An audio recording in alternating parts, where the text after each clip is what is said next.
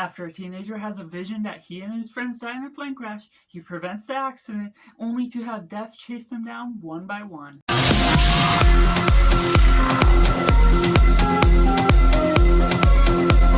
Hey everyone, welcome to Cinema, where we focus on a film. I'm Josh, this is Simply Cinema. Let me know down in the comments below what you thought of Final Destination. Was it good, was it bad, or somewhere right in the middle?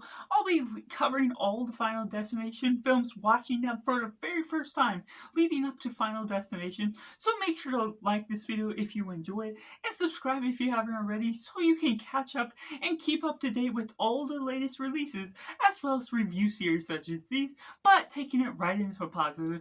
Overall, this was a solid concept that I didn't know how they would tackle it. I had heard people talk about this sort of thing before, but going into death as a character is something I'm all in for. The way they utilize death as a horror concept that sort of works as a supernatural force. It's comparative to The Monkey, which also released this year, and the way they handled this as the first film is great. It starts as a setup to certain ideas and elements that are explained throughout the film. The rules are laid out in a rather easy to follow fashion that really makes it easy and digestible for all the characters that are a part of the film. The order that they die in is the order that the plane would have killed them in. And so the way the premonition is presented in this film, working as a prologue, is something that's really fantastic. A great way to start out this film that I'm assuming may be a similar pattern that happens within the rest of the film, having their own prologue of the premonition. And looking at this as the scope of the film for its time, the CGI is pretty well done. Not necessarily fantastic, but of course the early 2000s, the look of it is still good. It has the good frights, the good setup, and what we get out of Ali Larter and also Jason Sawa as the leads are something that do fair enough for what they're doing. You see the friendship and connection between them, as well as the rest of the actors working within them.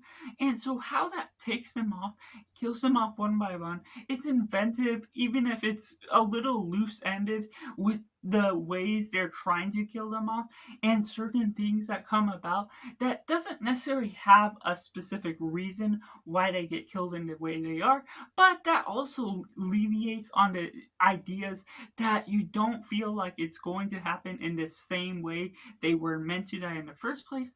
But that still creates a fun little pattern that's interesting enough for the plot that's going forward with it, repetitive in one sense for where they're going with the film, but it always coincides with the nature of where you're taking this film concept and being able to nail it down to a T in simple terms and not necessarily being too complex to the nature of how they're following along with the story, but also creating a few surprises along the way, especially as you're learning the rules, learning how things work as a whole.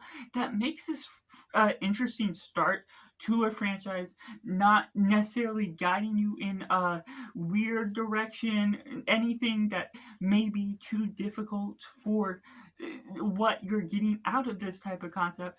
But death as a villain certainly is a spiritual foreshadow to what works in the fear we sometimes can have in ourselves.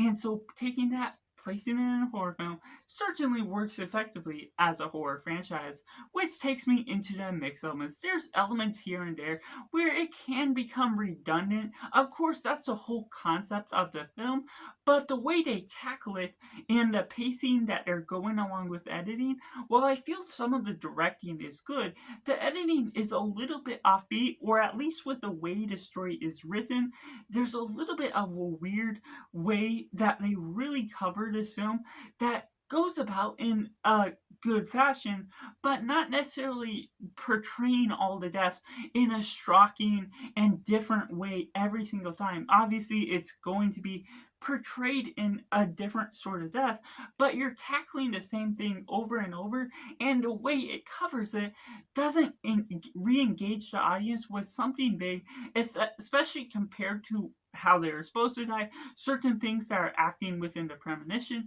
that leads me into the negatives, to which when you're starting off with a big premonition, a big start to the film, that's what really catches your attention. And while there's parts here and there scattered throughout that does engage moments that makes you kind of like the idea, especially as they're explaining the rules, things begin to make more sense. Unfortunately, the film never goes up to the level that this film started with the premonition, never really catching you off guard in a large sense of where you're taking the film as a whole, where you're elevating the story to, which unfortunately that leads when we're looking at all the other deaths, while they have their fair share of getting out of things, or even when you're looking at the survivors, whether it makes sense or not, there's just something that really takes this film down a notch to your enjoyment of the film, that also leads me to talk about the characters that are very lackluster in some sense. You sort of get a startup, you sort of get the chemistry, how they're acting together as friends, but you're not really building a bond with these characters, seeing some history, seeing some past, and elevating certain moments of the grief. And there's a lull after the premonition where you're getting the grief of all the deaths, but not necessarily continuing to build upon the drama that is all based off of. They sort of skip over some parts of when someone else dies down the line. It doesn't become as much of impact to the people that have seen the death or have lost another friend that are a part of their lives.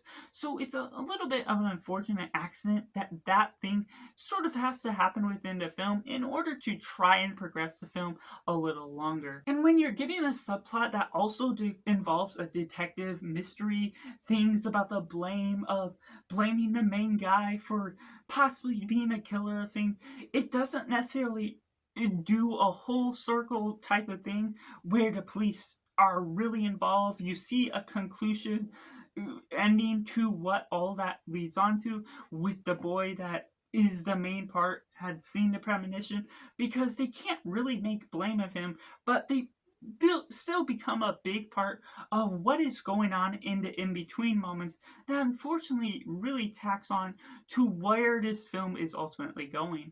And therefore, I have to rate Final Destination 1 a simply 5.5 out of 10. Let me know down in comments below what you thought of the first Final Destination. Was it good? Was it bad? Or somewhere right in the middle? Let me know what your thoughts are on the Final Destination as a whole, and I'll be covering the rest of them in their own individual reviews leading up to Bloodlines. And make sure to like this video if you enjoy it, subscribe if you haven't already to join in film culture community where we talk about the love of cinema as a whole. So that's just all, and make sure to do yourself a favor and go watch a movie.